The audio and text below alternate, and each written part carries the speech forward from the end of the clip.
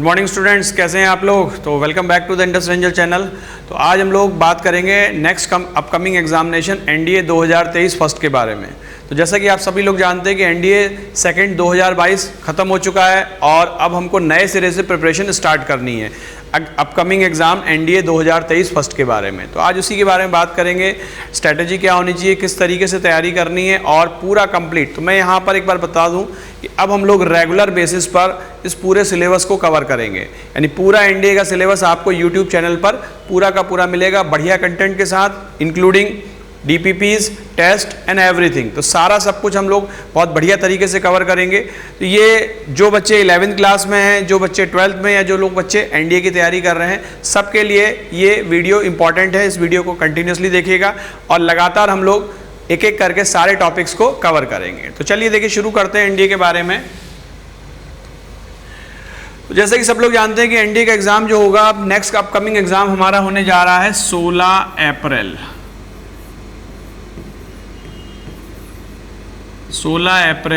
2023। तो ये date important है, इसको याद कर लीजिए। 16 अप्रैल 2023 को हमारा नेक्स्ट एग्ज़ाम होने जा रहा है। और अगर आज मैं बात करूं तो आज है हमारी 17 तारीख के आसपास है, तो 17 तारीख मान लीजिए, 17 तारीख है। तो 17 तारीख से मान के चलें तो अप्रॉक्सीमेटली हमारे पास 7 मंथ्स है। तो हमारे पास 7 महीने हैं जिसमें कि हमको इस पूरे सिलेबस को अच्छे से कवर करना है और ये मोर देन सफिशिएंट है। एक बात मैं सारे लोगों को बता दूं कि 7 महीने का समय तैयारी करने के लिए बहुत बढ़िया समय होता है और इस समय इस तैयारी में कम से कम 2 बार सिलेबस को अगर हम अच्छे से करें, थोड़ा स्पीड अप करके करें, तो सिलेबस को हम लोग रिवाइज और प्रैक्टिस कर सकते हैं। एक चीज़ और बता दूँ, जो लोग बच्चे प्रीवियस अटैम्प्ट दे चुके हैं, इस बार का अटैम्प्ट बढ़िया नहीं हुआ उनका और उनको लग रहा है कि इस बार नहीं होगा, तो एक चीज़ बहुत इंपॉर्टेंट है कि कहीं ना कहीं वो बच्चे लैग कर रहे हैं, कुछ ना कुछ वो कमी है उनके अंदर, उनकी प्रिपरेशन के अंदर कमी है, उनकी स्ट्रैटेजी में कमी है, या कुछ ना कुछ प्रैक्टिस में कमी है, तो कुछ ना कुछ लैग कर रहे हैं। तो आज उन लोगों के लिए भी मैं बात करूंगा कि भाई क्या ऐसी कमी है, क्या ऐसी चीज़ें हैं कि जो वो कर सकते हैं और जिसको करके अगली बार वो एग्ज़ाम को क्वालिफाई कर सकते हैं।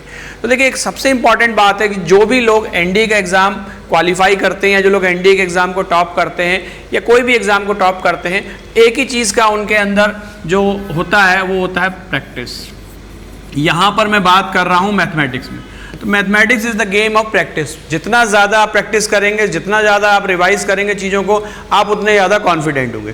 तो मोर एंड मोर प्रैक्टिस की इज़ द सक्सेस। जितना ज़्यादा आप प्रैक्टिस करेंगे क्वेश्चंस की, उतना ज़्यादा आप सक्सेस की। और दूसरा कंसिस्टेंसी। कंसिस्टेंसी बहुत ज़्यादा इंपॉर्टेंट है कि लगातार रोज़ पढ़ना है, लगातार रिवाइज करना है, लगातार प्रैक्टिस करना है, फॉर्मूले को याद करना है सही से, फॉर्मूले बेसिस पर जो क्वेश्चंस आते हैं उनको गलत नहीं करना है। तो ये एक बहुत इंपॉर्टेंट चीज़ है।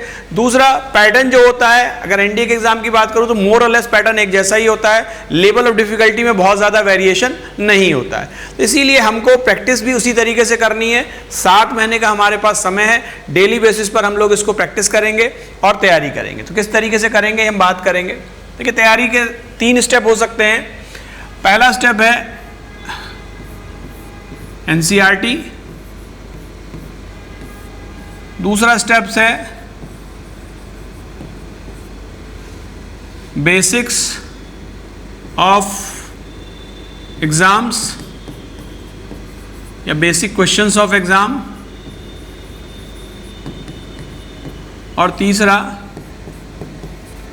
एडवांस्ड।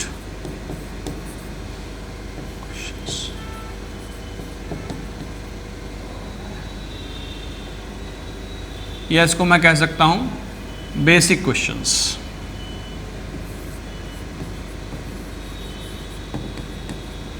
और इन्हीं के साथ इंक्लूड कर दीजिए PYQs, यानी प्रीवियस ईयर्स क्वेश्चन पेपर। ये बहुत इंपॉर्टेंट है। Previous years question paper preparation के लिए आपकी बहुत ज़्यादा इंपॉर्टेंट है। मैं बार बार अपने वीडियोस में और ऑफलाइन बैचेस में ये इस बात को बहुत इंपॉर्टेंस देता हूँ कि PYQ बहुत इंपॉर्टेंट है।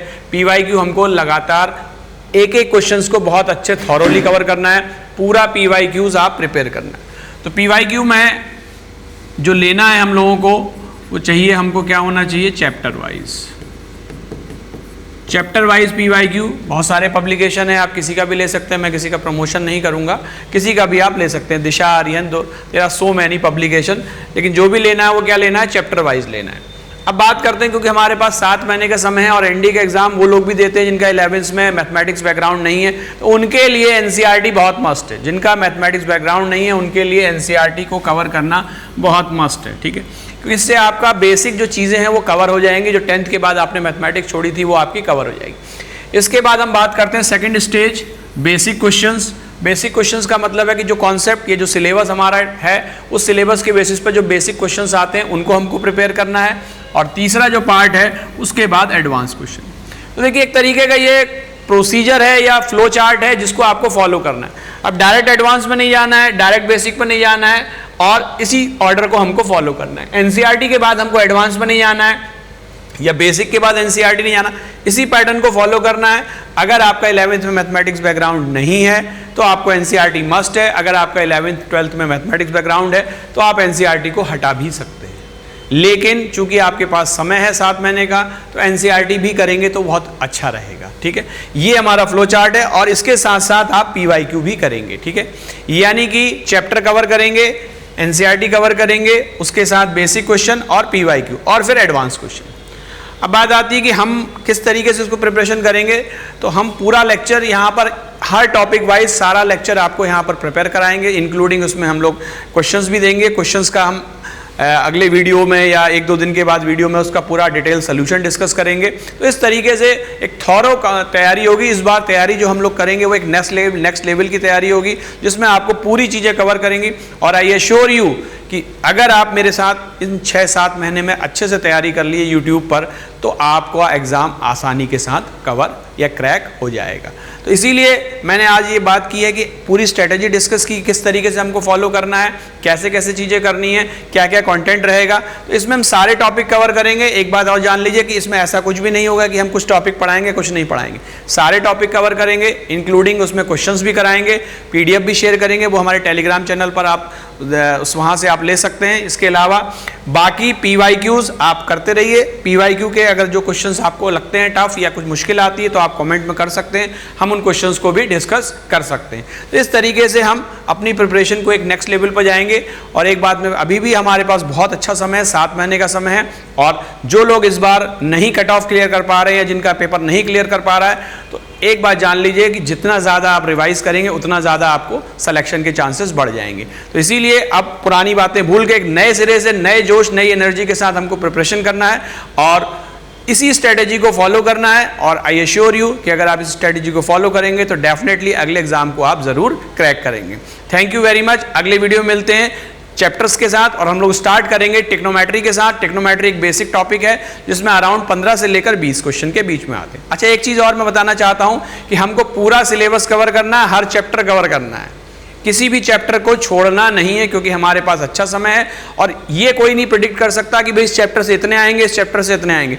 ओवरऑल एक टॉपिक का रेंज है कि भाई इससे इतने आएंगे। इससे पूरा टेक्नोमेट्री है तो टेक्नोमेट्री से 15 से 20 क्वेश्चन के अराउंड हमारा कवर रहता है। अब ये नहीं कह सकता कि हाइट एंड डिस्टेंस से 10 आएंगे, किससे 5 आएंगे, किससे 2 आएंगे। तो इसीलिए हमको सारे टॉपिक्स को थॉरोली कवर करना है। तो नेक्स्ट वीडियो में हम लोग स्टार्ट करेंगे टेक्नोमेट्री से, बिल्कुल बेसिक से लेके चलेंगे, ताकि वो लोग जिनका 11th 12th में मैथमेटिक्स नहीं है उन लोगों के लिए भी आसानी हो और जिन लोगों का मैथमेटिक्स बैकग्राउंड है उनके लिए भी आसानी हो। तब तक के लिए जय हिंद।